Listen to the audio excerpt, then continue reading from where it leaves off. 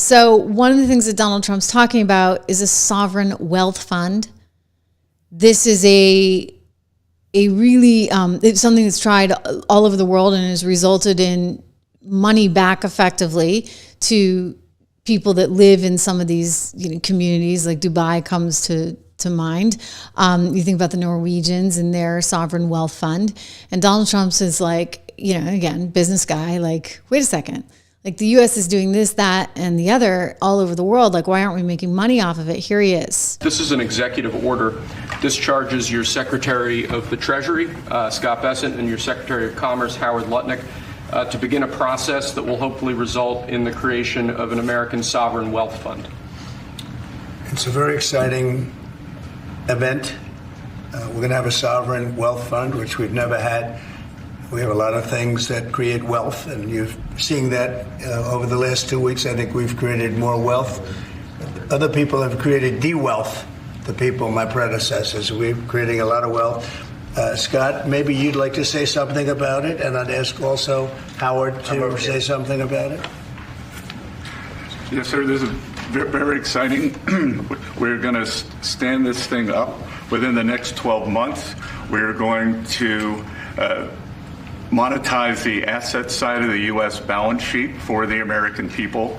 We're going to put the assets to work, and I think it's going to be very exciting. We're going to study best practices that's done around the world. It'll be a combination of liquid assets that we have in this country as we work to bring them out for the American people.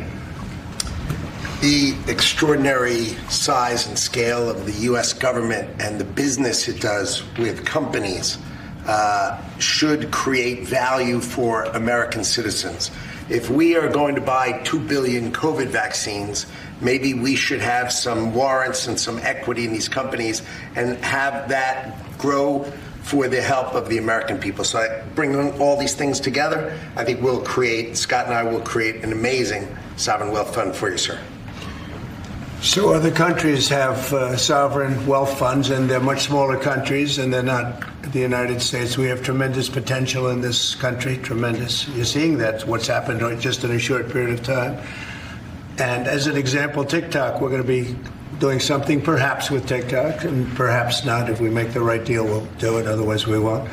But I have the right to do that, and we might put that in the sovereign wealth fund, whatever we make, or if we do a partnership with very wealthy people, a lot of options, but we could put that as an example in the fund, and we have a lot of other things that we could put in the fund. And I think in a short period of time we'd have one of the biggest funds, and some of them are pretty large, I must tell you. Some of the Saudi Arabia fund is on the large side, but eventually we'll catch it. But we're going to create a lot of wealth for the fund, and I think it's about time that this country had a sovereign wealth fund. And these two gentlemen and some others are going to work with them very closely, and they'll be heading it up, and they're going to do a great job. Two highly respected people that have done unbelievably well in the world, in the real world. So that's a big deal, huh? Yes, sir. I think it's going to create value and be of great strategic importance. Wow. I mean, it's pretty incredible because, again, I think this goes back to, Rob, the fact that you get somebody with a business sensibility there who's not just a politician, who's not just, trying to give out US aid money, but is really trying to think about how do we as a nation grow what we have? Like, how can we benefit more? I mean, it's like, he's out there saying, wait a second, if Ukraine doesn't pay us back for all the money we lent them, I want their rare mineral rights. And then we're going to take those rare mineral rights and we're going to put, the mining companies in there, and we're going to get the minerals, and then we're going to sell them, and hey, the money's going to go back to the sovereign wealth fund. So he's just thinking about this in all new ways. And of course, Scott Bessent, being the asset manager who's coming into this, also is thinking about that. Howard, that's his background as well. So I think everybody's like, wait a second, like, why are we just having money like sit around idly? Why don't we put this to work? Now, the flip side of it is, okay, that's fine if you get smart people like Scott and Howard in there, but gosh darn it, what if Maxine Waters was suddenly running their sovereign wealth fund, right? Maybe this will pressure American voters to make sure they get really smart people that are there, because you don't want the Kamala Harrises of the world, or not to pick on Maxine, but the Joe Bidens of the world. Like, you do not, or Nancy Pelosi, you don't want them running your sovereign wealth fund. And you want to make sure that, I even think about the Treasury Secretary, Janet Yellen. She wasn't up to this. Like, there's no way she couldn't have done this. You need real people with real backgrounds in this. Otherwise, it could be kind of a dangerous spot where you're giving sort of almost more power, more financial power to America. So this is like a double-edged sword, if you would. I mean, he's thinking about the right stuff. We just have to hope that, the Democrats don't get in there. I agree. Yeah. I mean, it's always, your antenna should always go up when you see this kind of connection between like the private sector and government, and, government getting involved in like capital allocation decisions. Yeah. But at the same time, like, look around the world, there are some enormous sovereign wealth funds. You mentioned Norges Bank. I think it owns like something like 1% of the S&P 500, all of that oil money that the Norwegians have accumulated and invested over the decades. In Singapore, Saudi Arabia. So there are really huge, deep pools of capital around the world that countries, have invested in their sovereign wealth funds, and it can actually help achieve certain strategic ends for the country as well. And I think that's what Scott Bessent was making some allusion to.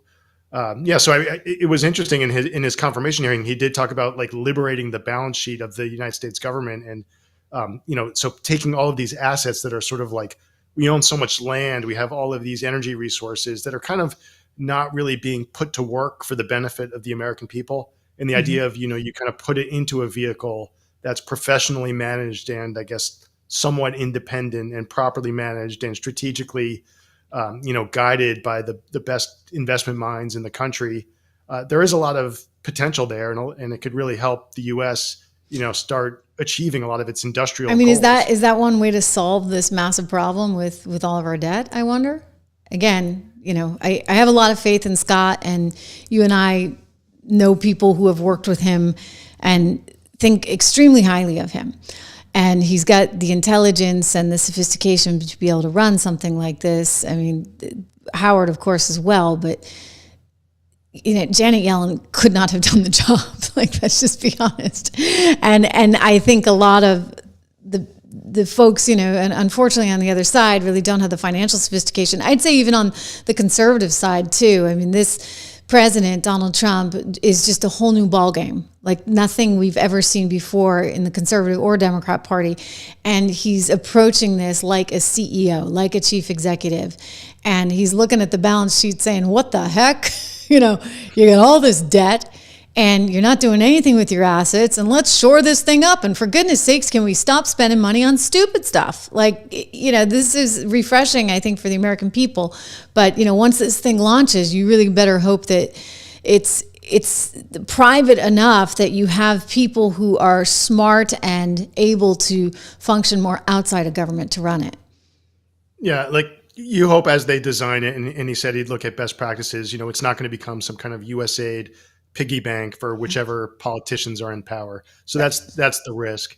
But, if done intelligently and, really in a way that's professionally managed, we've got to do something, right? And Trump's, we know how much debt we have. So Bessent's got the problem of trying to, keep interest rates low, keep long-term interest rates low, and manage the debt, work on reducing the deficit in order to keep interest rates low and to keep the private sector buying our bonds, but also, think creatively on the asset side of the ledger, and what are some ways to create value, for the United States as if it were a business. As if it were a business. Connected. What? Yeah, kind of connected like to the strategic Bitcoin reserve or the digital asset stockpile, which is actually, I believe actually a potentially a separate initiative, but there is the potential within the sovereign wealth fund to invest in Bitcoin or invest in digital assets, for the long-term benefit of the people.